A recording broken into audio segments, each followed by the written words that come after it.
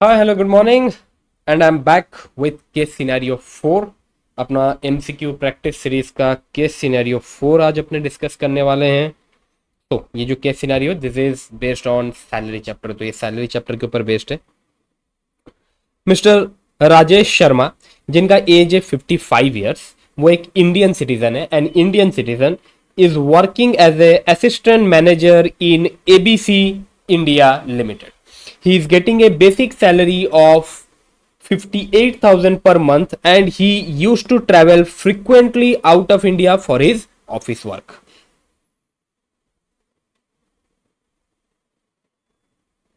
He left India from Delhi airport on 5th October 2025 and returned to India on 2nd April 2026.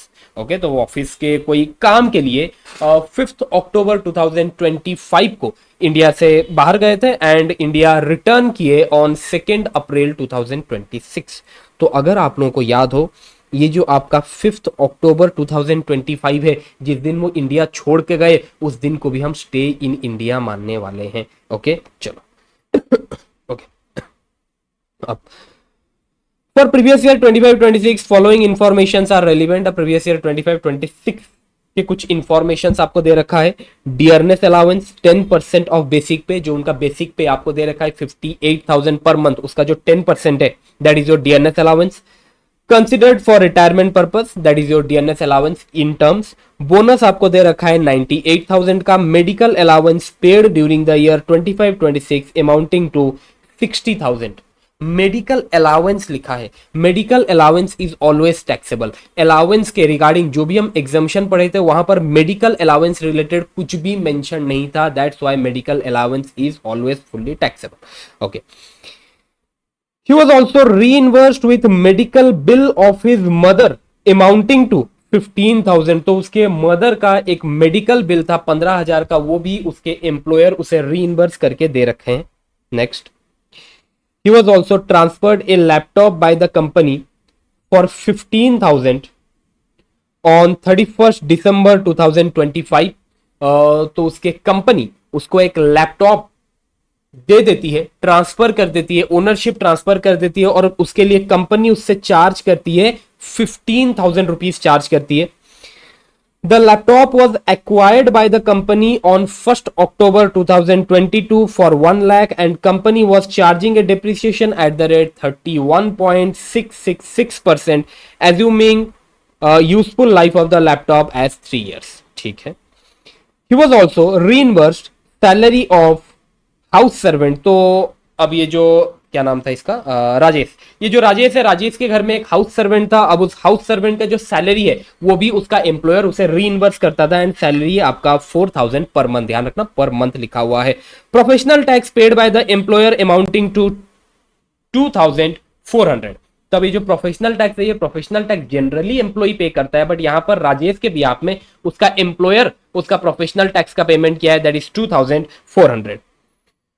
400 equity shares were allotted by ABC India Limited at a rate of 250 per share against fair market value of share 350 on the date of exercise of option. अब यहां पर राजेश को ABC India limited से Aesop मिल रखा है, उसे 400 equity share allot किए गए एट द रेट ऑफ 250 पर शेयर, बट जब इन शेयर्स का फेयर मार्केट वैल्यू था 350, तो भाई को यहां पर शेयर बेनिफिट हो रहा है 100 का.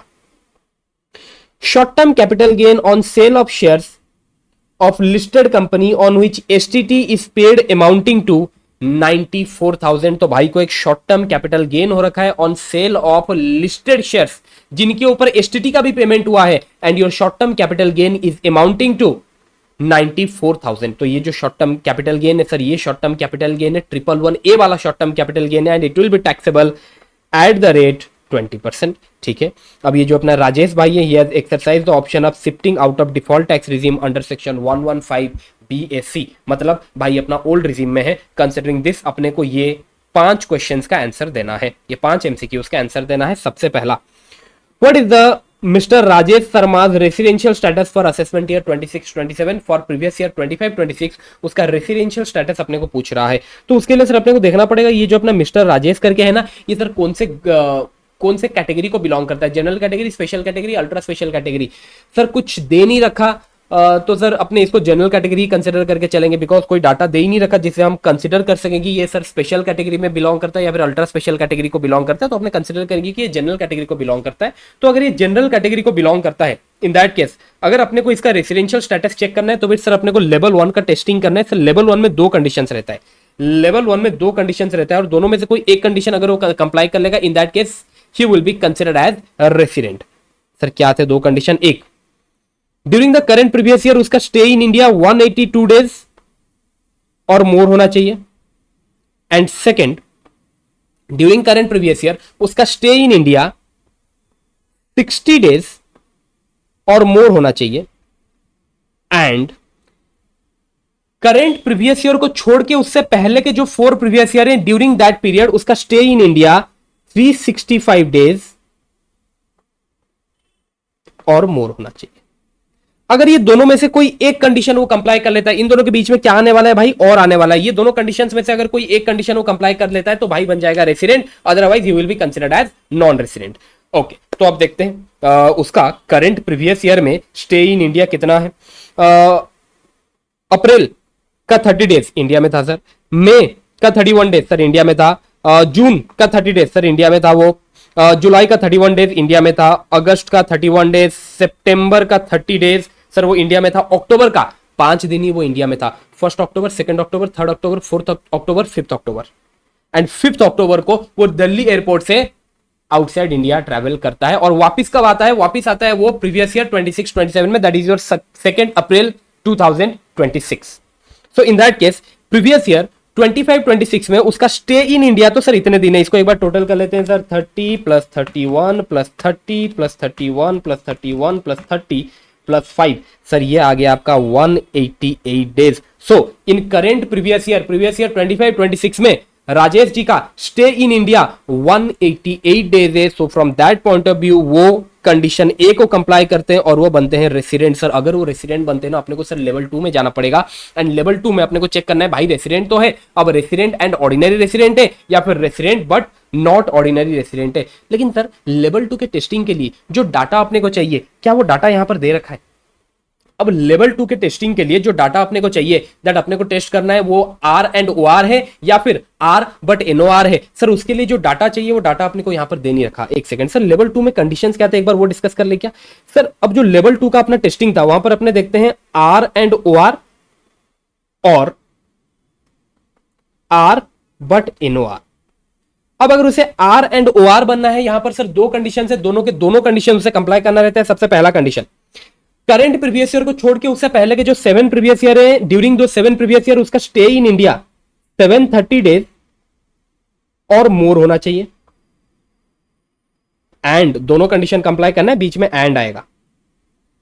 एंड करंट प्रीवियस ईयर को छोड़ के उससे पहले के जो 10 प्रीवियस ईयर है, out of those 10 previous year at least for 2 previous year उसका रेसिडेंशियल स्टेटस आर होना चाहिए। रेसिडेंशियल स्टेटस आर इन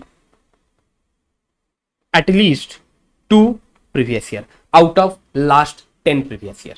अब अगर वो ये 2 कंडीशन कंप्लाई करता है, दोनों के दोनों कंडीशन कंप्लाई करता है, तब वो बनेगा आर एंड ओ आर। और अगर आप यहां पर देखेंगे ना भाई, ये सब कंडीशंस को चेक करने के लिए हमें जो इंफॉर्मेशन चाहिए वो इंफॉर्मेशन ही नहीं दे रखा, तो सर वो तो अपने कर ही नहीं सकते। चलो फिर अब देखते हैं एक बार ऑप्शन अपने को क्या दे रखा है। सर ऑप्शन ए एक बार देखो ना, resident but can not determine resident and ordinary resident और resident but not ordinary resident from the following given information. Sir अब वो आर एंड ओ आर है या फिर आर बट एनओ आर है, सर ये डिटरमाइन करने के लिए जो इंफॉर्मेशन अपने को चाहिए सर वो अपने को नहीं दे रखा। बट सर लेवल 1 के टेस्टिंग से इतना तो पता चल गया कि वो रेसिडेंट है। So your option A is correct in this case. Next sir अपने को कैलकुलेट करना है सर उसका टैक्सेबल परक्यूजिट कितना है। What is this taxable perquisite for assessment year 26-27? Assessment year 26-27 का सर उसका टैक्सेबल परक्यूजिट आपको कैलकुलेट करना है। अब सर परक्यूजिट में क्या क्या आएगा? बेसिक सैलरी आएगा क्या? नहीं सर। डीएनएस अलाउंस नहीं सर। बोनस नहीं आएगा सर। ये अलाउंस नहीं आएगा सर। परक्यूजिट सर यहां से स्टार्ट हुआ है, यहां से आपका परक्यूजिट स्टार्ट हुआ है, यहां से लेके यहां तक। ये तो शॉर्ट टर्म कैपिटल गेन है, यहां से लेके यहां तक आपका परक्यूजिट वाला पार्ट है। चलो अब एक एक परक्यूजिट पढ़ते हैं और देखते हैं कितना अमाउंट टैक्सेबल होने वाला है। सबसे पहला उसके मदर का एक मेडिकल बिल था जिसको एम्प्लॉयर रीइंबर्स करता है 15,000 रुपए का। क्या ये परक्यूजिट टैक्सेबल होने वाला है? जी बिल्कुल, ये परक्यूजिट टैक्सेबल होने वाला है। लेकिन सर मदर का मेडिकल ट्रीटमेंट होता है एक हॉस्पिटल में और जो मेडिकल बिल है वो रीइंबर्स करता है आपका एम्प्लॉयर, रीइंबर्स करता है। अब देखो, अगर मेडिकल ट्रीटमेंट हो रहा है ऐसे एक हॉस्पिटल में जो एक गवर्नमेंट हॉस्पिटल है, या फिर हॉस्पिटल ओन्ड और मेंटेन्ड बाय द एम्प्लॉयर, या फिर any such hospital which is approved by chief commissioner और principal chief commissioner of income tax, in that case such perquisite is exempt. But अगर आपका medical treatment हो रहा है in any other hospital, ये 3 hospital को छोड़ के एनी अदर हॉस्पिटल में अगर आपका मेडिकल ट्रीटमेंट हो रहा है और आपका जो भी खर्चा हो रहा है अगर वो एम्प्लॉयर बियर कर रहा है, in that case that perquisite is taxable. तो यहां पर हम ये एज्यूम कर रहे हैं मदर का जो मेडिकल ट्रीटमेंट हुआ है वो वैसे एक हॉस्पिटल में हो रखा है जो ये 3 प्रिस्क्राइब्ड हॉस्पिटल में कवर नहीं होते हैं। ओके, तो इन दैट केस ये जो 15,000 है, ये 15,000 आपका टैक्सेबल परक्यूजिट में जाने वाला है। नेक्स्ट आते हैं सर लैपटॉप के ऊपर। अब कंपनी उसे एक लैपटॉप का ओनरशिप देती है, एक लैपटॉप उसको देती है 15,000 रुपए में। कंपनी उस लैपटॉप को खरीद रखी थी 1 अक्टूबर 2022 को 1 लाख रुपए में, एंड कंपनी उस लैपटॉप के ऊपर डेप्रिसिएशन चार्ज करती थी 31.666%। सर ये रेट ऑफ डेप्रिसिएशन सर अपने को मैटर ही नहीं करता। क्यों सर? क्योंकि सर अब इस लैपटॉप के ऊपर हम कितना डेप्रिसिएशन कैलकुलेट करेंगे, कितना डेप्रिसिएशन कंसीडर करेंगे for calculation of perquisite, sir वो स्पेसिफाई किया गया है। Laptop and other electronic equipment के ऊपर फॉर कैलकुलेशन ऑफ परक्यूजिट्स हम डेप्रिसिएशन क्लेम करने वाले हैं eight the rate 50% under WDV method for each completed year of use. For number of years, for that number of years, जितने साल के लिए ये लैपटॉप यूज किया है एम्प्लॉयर ने, फॉर दोज ईयर्स अपने को डेप्रिसिएशन कैलकुलेट करना है eight the rate 50% under WDV। तो एम्प्लॉय को ये लैपटॉप ट्रांसफर करने से पहले एम्प्लॉयर इस लैपटॉप को कितने साल के लिए यूज किया है? सर एम्प्लॉयर इस लैपटॉप को परचेज किया है 1 अक्टूबर 2022 को, एंड एम्प्लॉय को यह लैपटॉप ट्रांसफर किया गया है 31 दिसंबर 2025। सर ये होता है तकरीबन आपका 22, 23, 23, 24, 24, 25। तो ये तो हो गया सर आपका 3 इयर्स एंड 3 मंथ्स। तो ये लैपटॉप एम्प्लॉय को ट्रांसफर करने से पहले एम्प्लॉयर इस लैपटॉप को 3 ईयर 3 मंथ्स के लिए यूज कर रखा है। तो भाई सर अपने डेप्रिसिएशन कितने साल के लिए कैलकुलेट करेंगे? सर डेप्रिसिएशन हम 3 साल के लिए कैलकुलेट करेंगे, बिकॉज यहां पर लिखा है depreciation to be calculated for completed year of usage. जितने कंप्लीटेड ईयर्स के लिए वो लैपटॉप एम्प्लॉयर यूज किया है before transferring this laptop to employ, तो 3 साल का डेप्रिसिएशन हम कैलकुलेट करने वाले हैं। सर लैपटॉप खरीदा गया था 1 लाख रुपए में, अब अपने को डेप्रिसिएशन कैलकुलेट करना है eight the rate 50% under WDV method for a period of 3 years. Sir first year का डेप्रिसिएशन आपका आने वाला है 50,000। अब 50,000 लेस करने के बाद आपका WDV रह जाता है 50,000। नेक्स्ट आपका डेप्रिसिएशन आएगा 25,000, WDV रह जाता है 25,000। अब इस 25,000 से अपने को फिर से डेप्रिसिएशन कैलकुलेट करना है 12,500। इन दैट केस आपका WDV रह जाता है 12,500। So at the end of 3 years after considering depreciation for a period of 3 years आपका WDV रहता है 12,500, एंड कंपनी अपने एम्प्लॉय से कलेक्ट करता है 15,000 रुपया। It means your perquisite value will be nil. Perquisite value will be nil means यहां पर एम्प्लॉय अपने एम्प्लॉयर से जो लैपटॉप ले रहा है उस लैपटॉप का वैल्यू है 12,500 और उसके चलते एम्प्लॉय अपने एम्प्लॉयर को पे कर रहा है 15,000 रुपया। तो देखा जाए तो यहां पर एम्प्लॉय को कोई बेनिफिट मिल ही नहीं रहा। In that case your perquisite value will be nil. Sir यहां पर परक्यूजिट वैल्यू अपना नील आ गया sir. Next, employer also reimburse salary of house servant 4,000 per month. तो एम्प्लॉय एक हाउस सर्वेंट रखा है, अब उस हाउस सर्वेंट का जो सैलरी है वो भी एम्प्लॉयर रीइंबर्स करता है and that is 4,000 per month. In that case sir ये आपका वो सिचुएशन बन गया obligation of employ paid by employer. In that case sir यहां पर आपका टैक्सेबल परक्यूजिट बनने वाला है 4,000 into 12, 48,000 is your taxable perquisite again. Next यहां पर professional tax paid by employer 2400। Sir professional tax pay करने का लाइबिलिटी एम्प्लॉय का होता है, बट यहां पर एम्प्लॉयर पे कर रहा है। Again sir liability of employ paid by employer, so in that case यहां पर भी आपका परक्यूजिट बनने वाला है 2400। अब आते हैं सर ये जो ईसॉप वाला पार्ट है ना, सर एम्प्लॉय को यहां पर 400 शेयर्स मिलता है, और जिस दिन ऑप्शन एक्सरसाइज किया गया ये ईशॉप परचेज करने का, जो शेयर्स का फेयर मार्केट वैल्यू था वो था 350, बट जो इशू प्राइस है वो है 250। तो पर शेयर बेनिफिट कितना है, 100 रुपया है, एंड टोटल शेयर्स कितने हैं, 400। इन that case sir total benefit, total perquisite आपका बन जाता है 40,000 का। तो अब सर हमने परक्यूजिट का वैल्यू तो कैलकुलेट कर लिया, इसको ऐड कर लेते हैं तो अपने को टोटल टैक्सेबल परक्यूजिट मिल जाएगा। पहले आ गया सर 15,000, उसके बाद आपका 48,000, नेक्स्ट 2,400 एंड नेक्स्ट योर 40,000। तो ये हो गया आपका 1,05,400।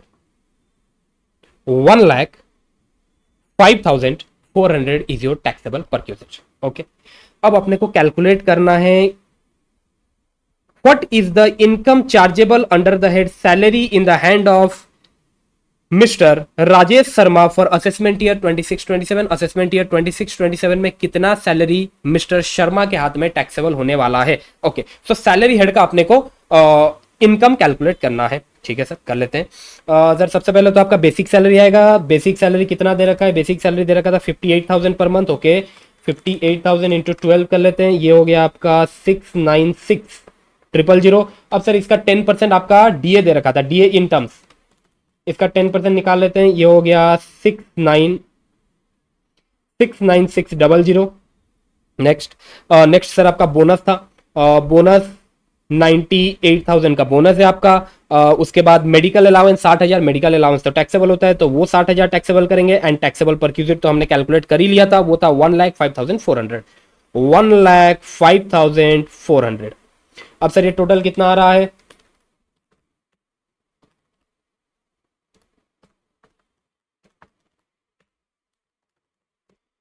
तो ये आ गया आपका 10,29,000। अब सर यहां से अपने को पहला तो लेस करना है स्टैंडर्ड डिडक्शन 50,000 का। 50,000 क्यों, क्योंकि दे रखा है shifted out of default tax regime. 50,000 का standard deduction and deduction of professional tax 2400 जो एम्प्लॉयर ने पे कर रखा है। So after considering this deduction what will be your income taxable under the head salary. Sir ये होने वाला है 976600। This is the income taxable under the head salary 9। Okay, ये आ गया आपका ऑप्शन ए आ गया। अब सर अपने को कैलकुलेट करना है total tax liability. Total tax liability of mister Sharma for assessment year 26-27। Sir total tax liability calculate करने से पहले अपने को पहले से टोटल इनकम कैलकुलेट करना पड़ेगा। सर सैलरी हेड का इनकम तो अपने को पता चल गया 976600। अब सर और कोई इनकम है क्या, यस सर कैपिटल गेन का एक इनकम था। सर कैपिटल गेन का इनकम कितना था, 94,000 का इनकम था। सर 94,000 का कैपिटल गेन हेड का इनकम था। तो सर टोटल इनकम उसका बन जा रहा है, टोटल इनकम उसका बन जा रहा है 10,70,600। 10,70,600 उसका टोटल इनकम बन गया। ठीक है सर, टोटल इनकम बन गया। इसके ऊपर अपने को टैक्स लायबिलिटी कैलकुलेट करना है, कर लेंगे। ध्यान रखना भाई अपना ओल्ड रिजीम में है। ओके, सर आपने कोई डिडक्शन यहां पर कंसिडर नहीं किया before calculating your total income, कोई इंफॉर्मेशन ही नहीं दे रखा बराबर, तो अपने कंसिडर करेंगे कि that no deduction available for this SSC. Okay, चलो अब अपने को टैक्स कैलकुलेट करना है। सर जब अपने टैक्स कैलकुलेट करेंगे ना, ये जो आपका कैपिटल गेन है, short term capital gain under section 111A कितना है 94,000। सर ये तो टैक्सेबल होने वाला है स्पेशल रेट पे। What is the special rate, 20%। Sir निकाल लो इसका 20% कितना आ रहा है, 20% आ रहा है 18,800 आ गया आपका ये 20%। ओके, अब सर इसको छोड़ के ये जो आपका शॉर्ट टर्म कैपिटल गेन है ना, ये जो आपका शॉर्ट टर्म कैपिटल गेन है जो टैक्सेबल हो गया स्पेशल रेट पे, इसको छोड़ के जो आपका अदर टोटल इनकम रह गया, जो आपका अदर टोटल इनकम रह गया सर, वो तो टैक्सेबल होने वाला है स्लैब रेट पे। चलो एक बार कैलकुलेट कर लो, what is the tax as per slab rate. Slab rate वाला टैक्स कितना आया सर, स्लैब रेट वाला टैक्स अपना आता है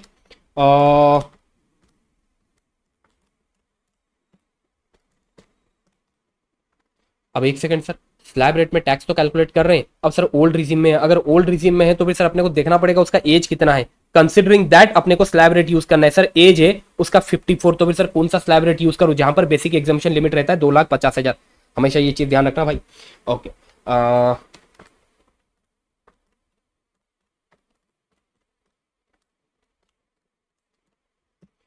सर स्लैब रेट के हिसाब से उसका टैक्स आ गया 1,07,820। अब tax before health and education cess कितना आ रहा है? ये हो गया आपका 1,26,620। अब सर अपने को हेल्थ एंड एजुकेशन से 4% ऐड करना है, इसका 4% निकाल लो भाई। इसका 4% आ रहा है 5,064। 5,064। अब ये 4% हेल्थ एंड एजुकेशन से ऐड करने के बाद उसका टैक्स लाइबिलिटी बनता है 1,31,684। और अगर मैं इसको राउंड ऑफ कर लूं, it will B 1,31,680। This is your tax liability of mister Sharma for assessment year 26-27। 131,680 देखते हैं। 131,680। 131,680। अच्छा 131,690 दे रखा है। Just a second, may be शायद मेरे से कुछ कैलकुलेशन में एरर हो रखा हो, एक बार रुक जाओ।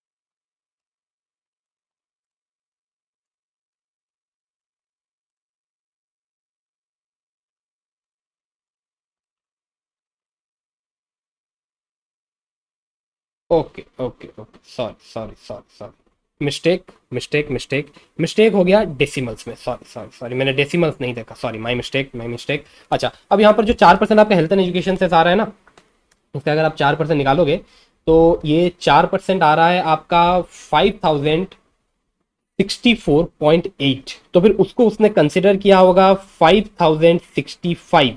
इन दैट केस ये आ रहा है आपका 1,26620 प्लस 5,065 करने से 1,31,685।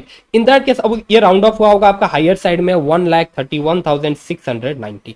ठीक है, तो वो थोड़ा सा डेसिमल का मिस्टेक हो गया था। चलो ठीक है, तो ये आ गया अपना आंसर बराबर। ठीक है, नेक्स्ट अब वो ये बोलता है what would be the total tax liability of Mr. Rajesh Sharma for assessment year 26-27 if he does not exercise the option of shifting out of default tax regime under section 115 BSc and pay tax under default tax regime under section 115 BSc। तो भाई अब अपना new regime में रहकर tax पे करना चाहता है सर, इन दैट केस उसका टैक्स लाइबिलिटी क्या होगा? सर टैक्स लाइबिलिटी बाद में कैलकुलेट करेंगे, सबसे पहले एक बार कैलकुलेट कर लेते हैं उसका टोटल इनकम कितना होगा न्यू रिजीम में। सर ओल्ड रिजीम में टोटल इनकम कितना था, कैलकुलेट कर रखे थे का? यस 10,70,600। ये आपका ओल्ड रिजीम का टोटल इनकम है 10,70,600।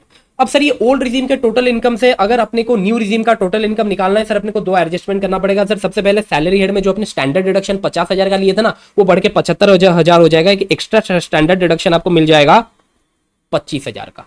Okay next sir, salary head में आपने डिडक्शन लिया था प्रोफेशनल टैक्स का 2,400। अब न्यू रिजीम में प्रोफेशनल टैक्स का डिडक्शन नहीं मिलता, तो अब 2,400 का जो डिडक्शन हम ले रखे थे अब उसको रिवर्स बैक करना पड़ेगा, उसको ऐड बैक करना पड़ेगा 2,400। अब ये जो आ जाएगा ये आ जाएगा आपका total income under default tax regime, new tax regime, that is 1,07,0600 less 25,000 plus 2,400। ये आ गया आपका, ये आ गया आपका 10,48,000। 10,48,000। अब सर इसके ऊपर अपने को टैक्स कैलकुलेट करना है अंडर न्यू रिजीम। ठीक है सर, न्यू रिजीम में टैक्स कैलकुलेट कर लेंगे। अब सर ये जो इनकम है, ये इनकम में जो आपका शॉर्ट टर्म कैपिटल गेन है अंडर सेक्शन 111A, सर वो तो टैक्सेबल होने वाला है अपना 20% से। बिल्कुल, चलो सबसे पहले 20% में उसके ऊपर टैक्स निकाल लेते हैं। Tax at the rate 20%। अच्छा, वो वाला कैलकुलेशन मैं इधर कर लूँ क्या? Tax at the rate 20%, sir 20% tax कितना आएगा? वो तो सर 94,000 था, 94,000 का 20% 18,800 आ गया। ओके, अब दूसरा tax at the rate slab rate. अब स्लैब रेट वाला टैक्स निकालेंगे भाई। यहां पर कौन सा स्लैब रेट लगेगा? 0 to 4 lakh, 4 lakh to 8 lakh, 8 lakh to 12 lakh, वो वाला स्लैब रेट लगेगा न्यू रिजीम में। ओके, अच्छा सर स्लैब रेट में टैक्सेबल होने के लिए उसका इनकम कितना बाकी है? सर ये जो आपका 10,48,000 था, सर यहां से मैंने लेस कर दिया 94,000, तो 10,48,000 से मैंने लेस कर दिया 94,000, सो आपका बचता है 9,54,000। सर इसके ऊपर अपने को टैक्स कैलकुलेट करना है as per slab rate. Sir slab rate के हिसाब से टैक्स कितना आएगा? सर जो पहला 4 लाख है उसके ऊपर तो टैक्स आपका नील आने वाला है। जो नेक्स्ट 4 लाख है सर उसके ऊपर अपना 5% टैक्स आएगा। सर 5% टैक्स कितना होता है? 5% टैक्स हो गया वो आपका 20,000। एंड अब ये जो आपका रिमेनिंग 1,54,000 है, सर इसके ऊपर अपना टैक्स आने वाला है 10%। सर ये होता है आपका 35,400। ओके ठीक है सर, ये तो हो गया। अब सर यहां पर क्या इस एसएससी को रिबेट अंडर सेक्शन 87A का बेनिफिट मिलेगा? क्या इस एसएससी को रिबेट अंडर सेक्शन 87A का बेनिफिट मिलेगा?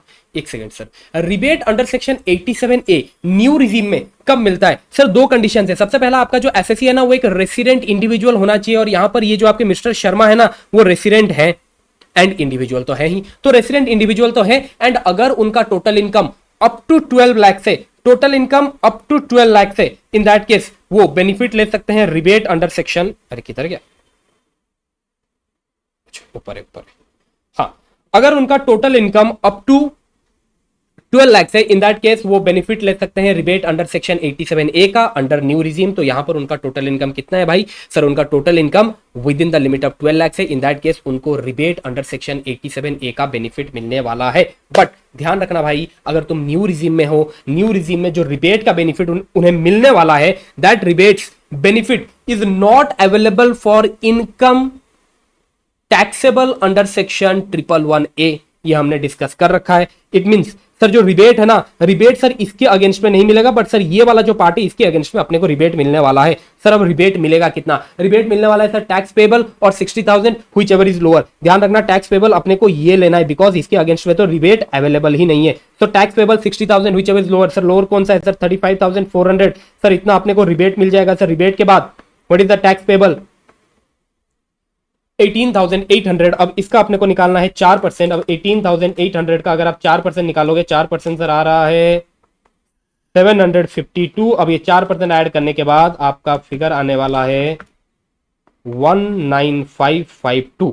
तो अब इसको राउंड ऑफ करेंगे 19550। This is your tax payable under default tax regime for mister Sharma for previous year 25-26।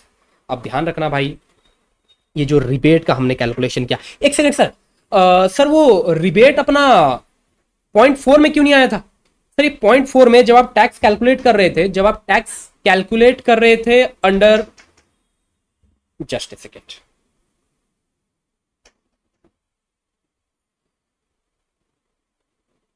एक सेकेंड रुको, मुझे वैसे कॉल करना पड़ेगा।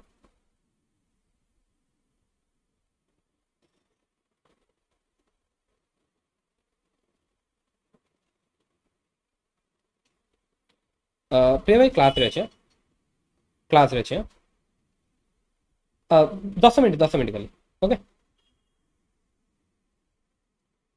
हाँ,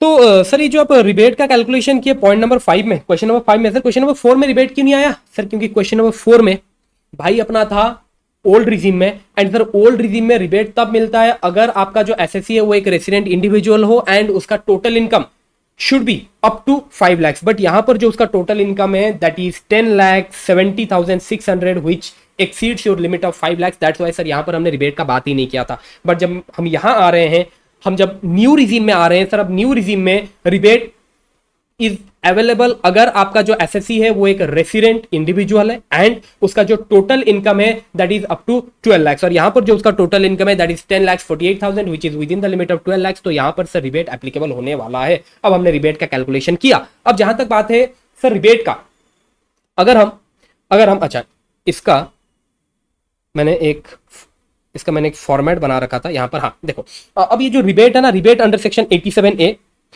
अब ये रिबेट अगर आप ओल्ड रिजीम में है, in that case this rebate is available for 111A and 112। अगर आप ओल्ड रिजीम में है सर, ये रिबेट का बेनिफिट अवेलेबल रहता है फॉर 111A एंड 112। बट अगर आप न्यू रिजीम में आ जाते हैं, इन दैट केस इस रिबेट का benefit is not available for any of this section 111A, 112A, 112, सट्टेबाजी वाला income, net winning from online game, कहीं पर भी ये रिबेट का बेनिफिट अवेलेबल नहीं होने वाला। ओके, तो ये हमने डिस्कस किया था। सो कंसिडरिंग दैट सर, अभी जो रिबेट अपने को मिलने वाला है सर, ये रिबेट अपने को मिलेगा सिर्फ और सिर्फ tax calculated as per slab rate, tax at the rate 20%। ये जो आपका टैक्स है on short term capital gain taxable under section 111A, उसके अगेंस्ट में सर आपको रिबेट का बेनिफिट नहीं मिलने वाला। अब रिबेट का कैलकुलेशन हमने किया, रिबेट का बेनिफिट लिया, उसके बाद हमने टैक्स का कैलकुलेशन किया। I hope this part is clear. With this question is complete. Next मिलते हैं अपने केस सिनेरियो 5 में। चलो, थैंक यू।